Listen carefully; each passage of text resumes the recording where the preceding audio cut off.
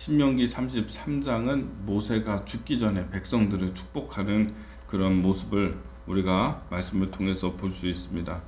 모세는 느보산에 올라서 이제 그 가나안 땅, 이스라엘 백성들이 장차 이제 곧 건너가게 되는 땅을 다 바라보면서 그러면서 하나님의 부르심을 받게 되죠. 32장 48절부터 말씀을 쭉 보면은요, 하나님께서 너 느보산에 올라가라 이렇게 말씀하세요. 느보산이 가나안 땅 전역이 다 보이는 높은 산입니다. 가장 높은 산이에요. 그래서 날씨가 좋으면은 그 이스라엘 사람들이 요단강 건너편에 가가지고 차지하는 그 땅 전체가 훤히 이렇게 보이는 그런 높은 산이어서 하나님이 내가 그 가나안 땅에 들어가는 내 것을 내가 허락하지는 않지만은 그러나 거기서 바라보라 이렇게 말씀을 하셨던 것입니다. 이제 52절에 보면은 32장 52절 말씀에 보면 내가 이스라엘 자손에게 주는 땅을 맞은편에서 바라보기를 하려니와 그리로 들어가지 못하리라 하시니라 이렇게 말씀하고 계시죠. 보는 거는 허락하지만 들어가는 것은 안 된다 이렇게 말씀하셨어요. 참 안타까운 그러한 장면이 아닐까 그런 생각을 해봅니다. 그렇죠. 모세가 40년 동안 이 백성 인도했는데 그 목적지가 바로 지금 코앞에 있거든요. 들어가면 되거든요. 이때까지 모세가 아주 기력이 있었습니다. 느보산 그렇게 높은 산을 올라갈 수 있을 정도의 기력이 됐어요. 그냥 꼬부랑 할아버지 힘도 없는 그런 모습 그게 아니라 모세는 기력이 쇠하지 않았다라고 그의 시력이 쇠하지 않았다라고 그렇게 말씀하시거든요. 다른 성경 이렇게 말씀 보면은 그러니까 모세가 기력이 충분히 있음에도 불구하고 그 땅 못 들어가니까 얼마나 안타깝겠어요. 그러나 하나님 하신 그렇게 너 이제 그 땅 너는 못 들어간다 라고 얘기하니까 모세는 어떻게 합니까? 하나님 말씀에 순종하는 거죠. 버티지 않습니다. 심지어는 나 그 땅 들어가게 해주세요 라고 구하지도 않습니다. 한번 구했죠. 지난번에 말씀 나눌 때 하나님 내가 그 땅 한번 밟아봤으면 좋겠습니다. 그랬더니 하나님이 이제 다시는 그런 거 그 말 나에게 구하지 말라 그렇게 말씀하셨어요. 그 다음부터 모세는 얘기하지 않아요. 그리고 하나님 말씀대로 그대로 순종해서 느보산에 올라가서 그 비스가 산을 바라보면서 그 가나안 땅 그 땅을 보면서 그러다가 하나님의 부르심을 받게 되는 모세의 모습을 보게 됩니다. 하지 말라 그러면 안 하는 거예요. 다윗의 위대성이 그렇다고 전에 말씀드렸죠. 성전을 짓는 것 하나님이 허락하지 아니하시니까 너는 지금까지 전쟁 많이 해서 손에 피 많이 묻히고 피 많이 흘렸기 때문에 이렇게 고된 것들을 내가 백성들에게 또 요구하면 안 된다 이런 말씀이었어요. 성전에 뭐 피를 많이 흘렸기 때문에 너는 범죄자이기 때문에 성전 짓지 마 이런 게 아니라 하나님이 다윗을 생각해서 다윗아 너의 나라는 나의 나라인데 내가 지금까지 전쟁 많이 하면서 백성들에게 세금 많이 걷고 그들의 전투력 군대로 끌고 와가지고 그들을 차출해 가서 전쟁하고 이렇게 한 것들이 너무 많아서 백성들이 너를 싫어할지도 모른다 이제 하지 마 너의 때에는 하지 마 이렇게 말씀을 하신 거죠. 그랬더니 이 다윗의 위대성이 뭐냐면 하지 말라니까 안 하는 거예요. 참 우리는 우리의 신앙 가운데에서 이런 모습이 참 중요하지 않는가 그런 생각을 해보게 됩니다. 그래서 다윗은요 좀 하나님이 너 성전 짓는 일 하지 마 그랬더니 안 하고 어떻게 합니까? 그러면 성전을 짓는데 필요한 모든 도구와 재료를 자기가 준비하잖아요. 자기가 그 모든 것들을 다 준비해놔요. 모든 것을 다 준비하지는 않았지만은 꽤 많은 그런 재료들, 백향목, 거기에 필요한 석재, 필요한 사람들 이러한 사람들을 다 준비해 놓고 아들 솔로몬 때 그 일을 하게 하는 모습을 보게 되죠. 참 우리가 이런 게 중요한 것 같아요. 하나님께서 하지 마 이제 더 이상 나에게 구하지 마 이렇게 얘기할 때에도 그것이 하나님의 나를 보호하시고 지키시는 그런 하나님의 방편이라는 사실을 깨닫고 거기서 멈출 수 있는 것 안 할 수 있는 거, 이것도 우리가 배워야 되는 이런 모습이 아닌가, 그런 생각을 해보게 되는 것입니다.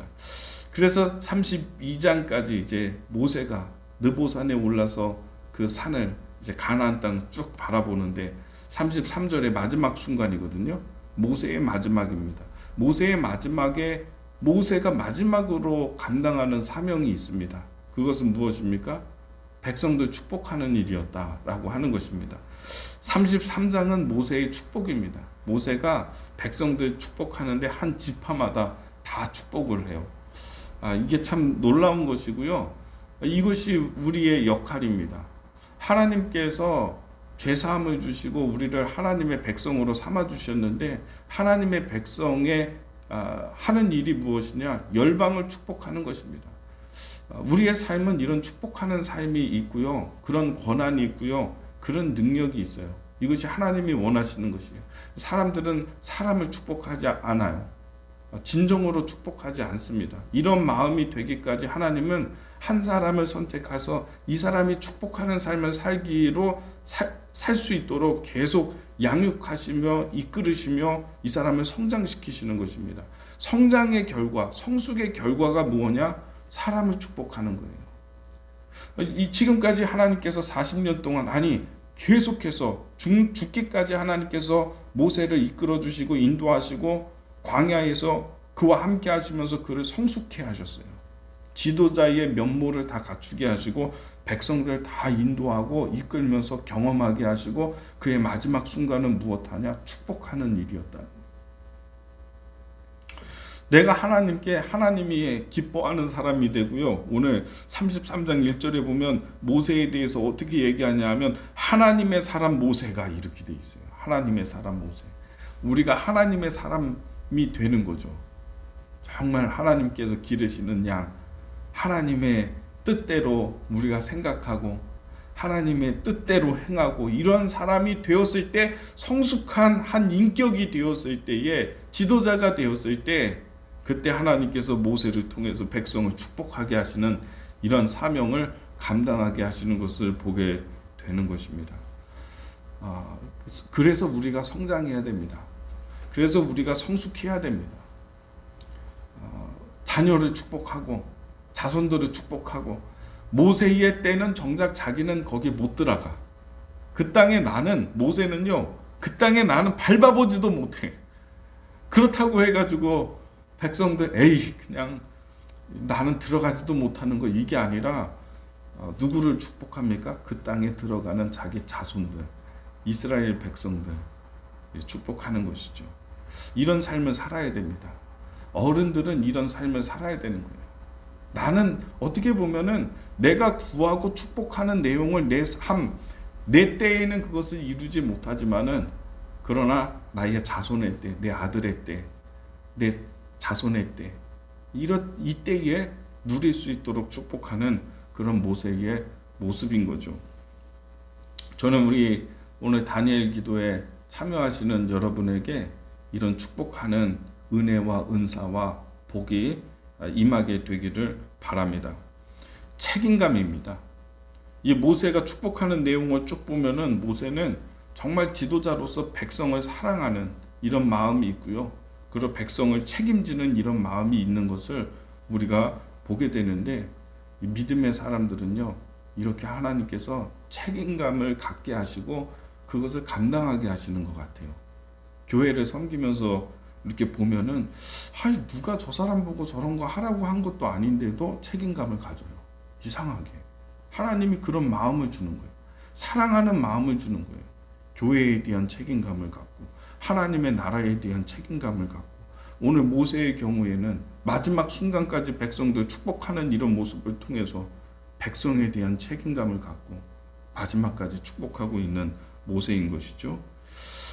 자, 근데 이 축복의 내용을 제가 내일도 그리고 모레도 살필 겁니다. 축복의 내용이 참 중요한데, 모세가 여기서 축복한 대로 돼요. 루벤 지파 축복하고 유다 지파 축복하고 이렇게 하거든요. 창세기에 보면은 야곱이 죽는 순간에, 마지막 순간에 자기의 자손들 축복합니다. 자식들 첫째부터 해서 이제 마지막까지 이렇게 쭉쭉 축복해요. 근데 그 축복의 내용이 결국은 이스라엘의 역사가 돼요. 그래서 야곱의 축복에서 핵심이 되는 인물이 유다거든요. 근데 이 모세의 축복에서 핵심이 되는 인물은 지파는 레위 지파예요. 축복의 내용을 보면 레위 지파가 커요. 이렇게 길어요, 굉장히. 모세는 레위 지파가 이제 중심이 되고 야곱이 축복할 때에는 유다 지파, 유다를 축복해서 유다에서 다스리는 자가 나올 것이다. 다윗을 얘기하는 것이고 그 다윗으로부터 또 다스리는 자는 누구예요? 예수 그리스도까지. 이렇게 유다 지파를 축복하고 이제 모세는 지금 레위 지파를 많이 축복하고 근데 그대로 돼요. 참 특이한 점이 있습니다. 그래서 오늘 6절의 말씀에 보면 르우벤은 보세요. 르우벤 지파를 축복합니다. 르우벤은 죽지 아니하고 살기를 원하며 그 사람의 수가 적지 아니하기를 원하나이다. 이렇게 예언을 하고요. 축복을 합니다. 이런 내용을 보면은 르우벤 지파가 죽지 아니하기를 원합니다. 이렇게 얘기하거든요. 사람의 숫자가 적지 않기를 원하나이다. 이렇게 말해요. 르우벤 지파가 장자의 지파임에도 불구하고 장자가 이렇게 잘 돼야 되는데도 불구하고 요단 동편을 차지하거든요. 땅이 넓어요. 목축하기에 좋은 땅을 자기가 선택해서 그거를 배정을 받는데 근데 이 르우벤 지파가 이스라엘의 역사 가운데서는 장자임에도 불구하고 별다른 내용이 없어요. 전쟁할 때 이게 다 각 지파를 호출하면 르우벤 지파가 안 와요. 다른 지파 목숨 걸고 싸우기 위해서 오는데 르우벤 지파가 잘 안 와요. 참여를 안 해요. 그러니까 장자임에도 불구하고 힘이 없어요. 나중에는 그 숫자가 줄어들어요. 그러다 사라져. 없어져요. 그러니까 이제 모세가 축복하는 내용이 뭐냐면 없어지지 않기를 원합니다. 그러니까 앞으로 없어질 수 있는 거죠. 이렇게. 참 안타까운 거예요. 그래서 르우벤에 대해서는 한 개 절로 딱 끝내버려요. 더 이상 할 게 없어. 살기를 원한다. 죽지 않고 살기를 원한다. 그 사람의 수가 적지 않기를 원한다. 이렇게 하는데 이게 그대로 된다고요. 그대로 돼요. 믿음의 사람이 말하고 믿음의 사람이 이끌어가는 그런 선언과 예언 그대로 되는 것을 우리가 보게 되죠. 유다에 대한 축복을 하는데 그 다음에는 유다의 음성을 하나님이 들으시고 백성에게 인도하시오며 그리고 그 손으로 자기를 위하여 싸우게 하시고 주께서 도우사 그가 그 대적을 치게 하기를 원하나이다. 전쟁이에요. 이거는 이제 장차 이스라엘 유다 지파가 그 땅에 들어가서 땅 배정 받는데 땅 배정 받아가지고 싸우는데 그 대적이 굉장히 강력한 그 가나안 사람들 가운데서도 굉장히 강력하거든요. 여부수 사람하고도 장차 싸우고 다윗이요. 다윗 때 가서는 그러니까 이 전쟁을 얘기해요. 이거는 전쟁에서 하나님께서 승리하고 그 땅을 차지하게 하시고 하나님이 유다 지파를 돕기를 원합니다. 그대로 되죠. 가장 힘센 사람들하고 싸워서 승리하는 지파 12개 지파가 있는데요. 다 이제 가가지고 각 지파별로 전쟁하는데 하나님이 원하시는 수준까지 정복전쟁에서 끝까지 완료한 지파는 유다 지파밖에 없어요. 예언한 그대로 돼요. 그렇게 되고요. 그리고 레위 지파 이야기가 나오는데 지금 레위 지파, 유다 지파 내일 오시면은 이제 유다 지파와 레위 지파에 대한 축복의 내용과 그리고 저주의 내용과 예언의 내용과 이걸 말씀을 드리고자 합니다. 참 신기한 건 뭐냐면 이 예언하고 축복한 대로 그대로 되는 거죠. 이스라엘 역사 가운데. 하나 말씀드리자면 시므온 지파 얘기하거든요. 시므온 지파 모세의 축복에서 굉장히 특별한 게 뭐냐면 시므온 지파를 빼버려요. 축복에서. 얘기를 안 해요.